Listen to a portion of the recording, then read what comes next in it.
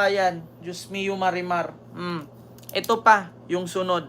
Ano nga ba yung sunod, Kent? Ito na naman, si Harry Roque.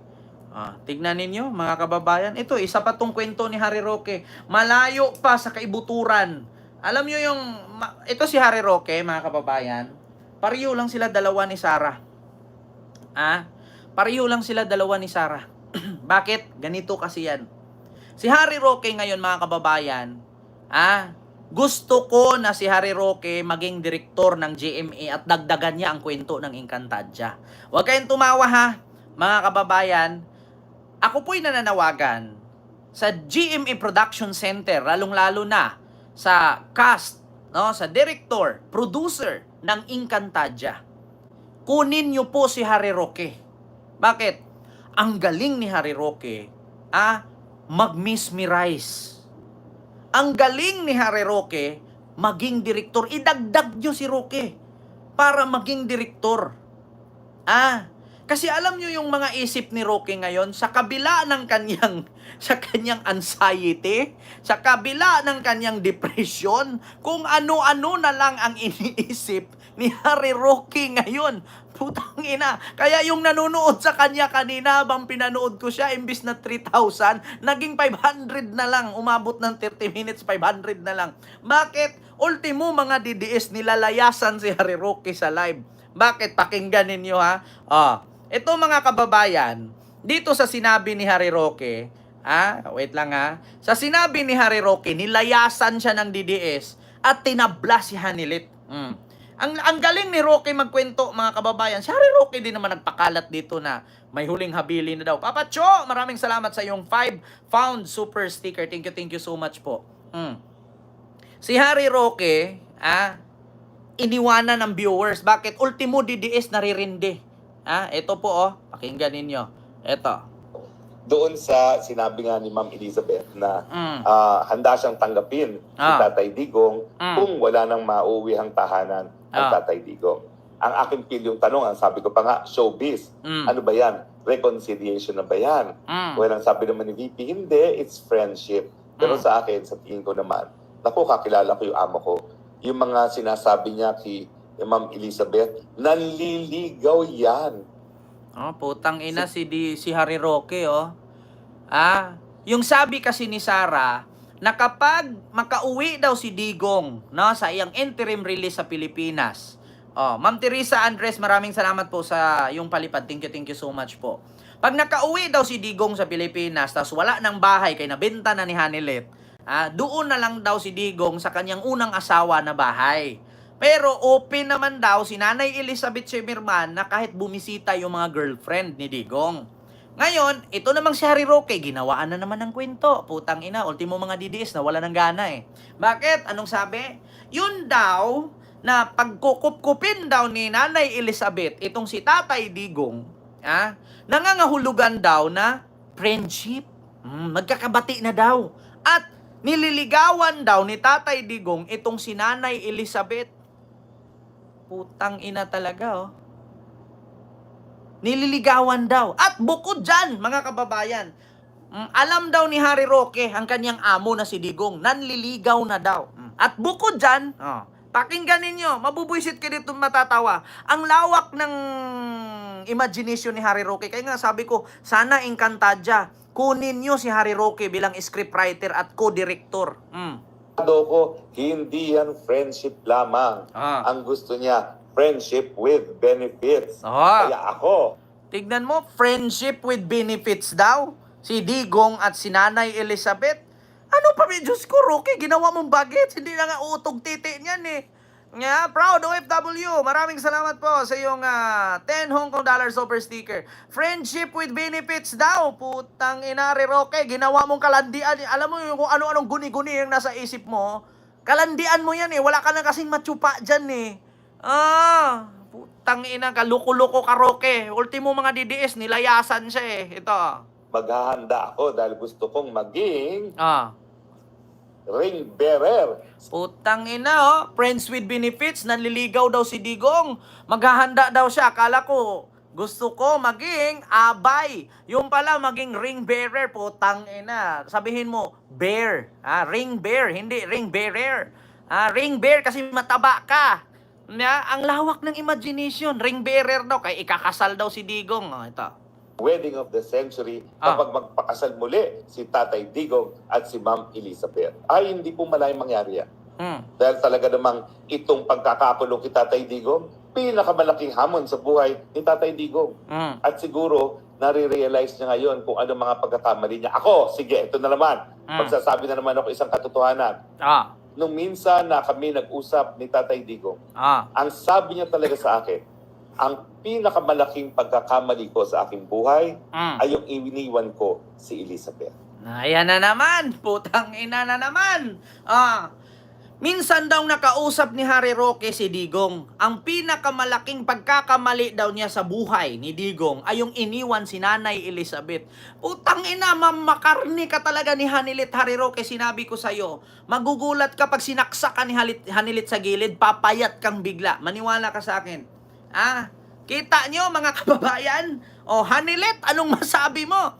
Sabi daw ni Digong kay Harry Roque, ang pinakamalaking pagkakamali niya ay yung iniwan niya si Nanay Elizabeth. Goodbye. Hanilit Abansinia left the group. Putang ina. Wala na. Mas lalong manggagalaiti si Maharlika dito, Harry Roque. Mas lalong hindi katulungan ni Maharlikang putang ina ka. Alam mo ba si Maharlika malaking kinikita kay kay Hanilit sa kaka-content niya. Tapos ngayon ibahin mo yung kwento. Minsan mong nakausap si Tatay Digong na nagsisising iniwan si Hanilit. Si Elizabeth. Ay putang ina ka, Harry Roque. Na si Hanilit Abansinia. Itchapuera, leave the group. The design is very burikat.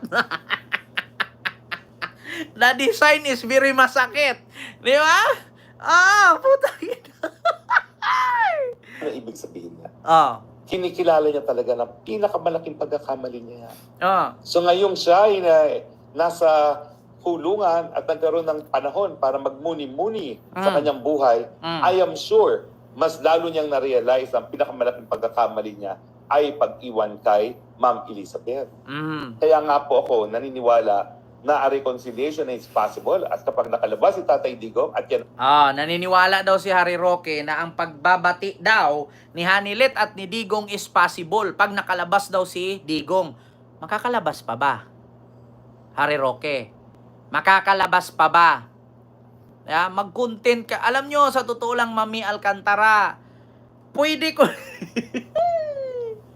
Sino man ang magaling dyan na content creator mag-edit, gawan mo nga ng kwento yan na habang kinikwento ni Roque, si Hanilit at si Digong nagmuni-muni, nagkamabutihan, si Digong at si Nanay Elizabeth nagkamabutihan, tapos nagliligawan, tapos ikakasal sila pag nakalaya si Digong. Sana merong content creator na makapag-edit niyan. Para makita naman natin yung the life and story ChatGPT. Ay ginagawa natin ang lahat ng gagawin natin. Naku, kung alam niyo lang kung anong ginagawa ko, may isang taong galit na galit sa akin sa mga pinagagawa ko, pero nek-nek mo, magalit ka ng gusto. Tignan mo, sino ba daw, meron daw isang taong galit na galit daw sa pinaggagawa niya, nik-nik mo, magalit ka sa akin ng husto. Alam ko si, Hanilit to eh. Si Hanilit tong galit na galit dito kay Harry Roque. Maniwala ka sa akin. Maniwala kay sa akin. Alam daw niya na meron daw isang taong galit na galit sa kanya sa mga pinagagawa. Kung anong ginagawa ko, may isang taong galit na galit sa akin sa mga pinagagawa ko, pero nek-nek mo, magalit ka ng gusto. Hindi ikaw nakakulong.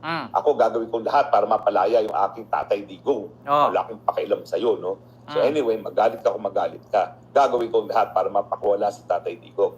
Pag yan ay nagtagumpay tayo, sa tingin ko, manliligaw muli si Tatay Digong. At sa ngayon pong dumadalaw ang Ma'am Elizabeth, tingin ko, liniligawan siya ni Tatay Digong. At napakagaling. Putang ina.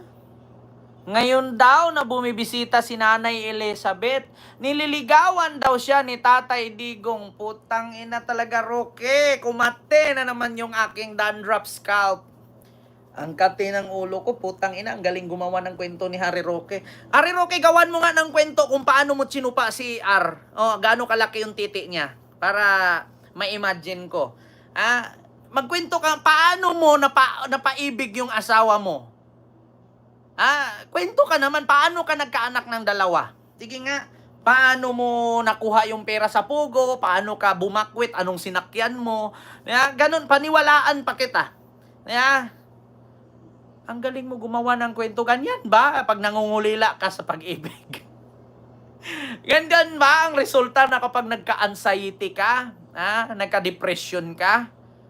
Daldal ng daldal. Kaya ka napapahamak eh. Tangina, yung mga DDS ngayon nagdadalawang isip na. Sasabihin ng mga DDS, paano papakasalan ni Digong si Elizabeth? Ugod-ugod na. Paano paliligawan ni Digong? Putang ina, gawain lang ng ano yon, matinong tao yung manligaw. Gawain lang ng matinong tao yung manligaw. Si Digong hindi na kailangan manligaw yon. Bakit? Gusto mo, mapapatayin ka na. Subukan mo akong hindi mo ko pakantutin. Kaya patayin talaga kita. Nakantot na agad. Alam mo, Harry Roque, kain lang at kape ang sagot dyan. Ina to si Harry Roque, kung ano-ano pinagsasabi. Ni Tatay Digong manligaw dahil ang dami na niya litigawan. Sa totoo lang. So, hindi po malayo na ako'y magre-ring bearer sa wedding of the century. Putang ina, Harry Roque. Anong hitsura kung ring bearer ka sa kasal ni Digong at ni Nanay Elizabeth? Putang ina, kung ako yung guest doon, hindi na ako tutuloy. Binababoy mo ang kanilang kasal kung meron mang mangyari. Binababoy mo lang, Harry Roque. Sinira mo lang yung araw nila. Parang walang kasal na mangyayari. Lakas ng amats mo, Roque. Sabi ni Sir Henry. Binababoy mo lang. Iniisip ko ngayon, putang ina, kinasal si Digong. Kinasal si Digong at si Nanay Elizabeth, si Harry Roque ang ring bearer. Putang ina, pagdating mo doon, baka bigla katadyak ka ng pare. Putang ina talaga. Roque, tigil-tigil mo yan. Ina, mapapamura ka di oras. Gutom, itulog mo yan. Ang kapal na ng eyebag mo. Anibal. Siyempre ko ako, DDS ngayon nanood. Paano to ikasal to mga putang inang to? Katatanda na. Si Digong gagawa pa ng ganyan. Hindi na nga halos sa hawak ng cellphone kay matanda na siya. Tapos ikakasal-kasal pa, baka sabihin ni Digong, putang ina ninyong lahat. Itigil nyo yan. Pagkatapos ko ikulong ng ilang buwan doon, may kasal-kasal nangyari, sasampalin ko sa publiko. Gaganon, putang ina talaga. Mga kababayan, ay, Diyos mio Marimar. Na-imagine ko si Digong. Pagkatapos nyo ko nung papayatin nyo, ikulong nyo ko na 4 na buwan. Tapos pag nakalabas, may pakasal-kasal, kaya, sasampalin ko yung mukha ninyo. Naku, ginawa na naman tanga ni Harry Roque yung mga DDS. Ay, Diyos mio Marimar. Wala na mga kababayan, ganito talaga resulta pag mga DDS, no? Kasi minsan yung mga DDS naghahalusinate yan. O sa kakainom ng Sonrox, sa kakagamit ng expired na fentanyl, naghahalusinate. Di ba? So yun lang mga kababayan, si Digong bet friends with benefits sa airmat ni BP Sara. Sabi ni Harry Roque, putang ina. Friends with benefits. Ay, Diyos ko. Tigilan mo yung Harry Roque, sa kalandian mo yan, inaudlot na kalandian. Ang alamat ng kalandian, Bao. Ay, Diyos mo Harry Roque. Sana Harry Roque, kunin ka ng Encantadia, gumawa ka ng kwento. Yung mga ninuno nila, si Digong at si Nanay Elizabeth. Oy, Ma'am Arlene, ayun, Pabular, maraming salamat ma'am sa iyong super chat. Pa-shoutout kay Jude Anthony Vilgas. Ayan, may shoutout po kay Sir Jude Anthony Vilgas. Diyan, at kay Ma'am Arlene Pabular. Ayan, di ba? Hala, Roketa, kulang sa bengbang, sabi ni Wisely Mateo. Ay, the design is very mautog. The design is very gutom. Anong masasabi mo? Sabi ni Bato kay Attorney Claire tungkol sa pagpayat ni Digong. Sabi ni Gwen Collar.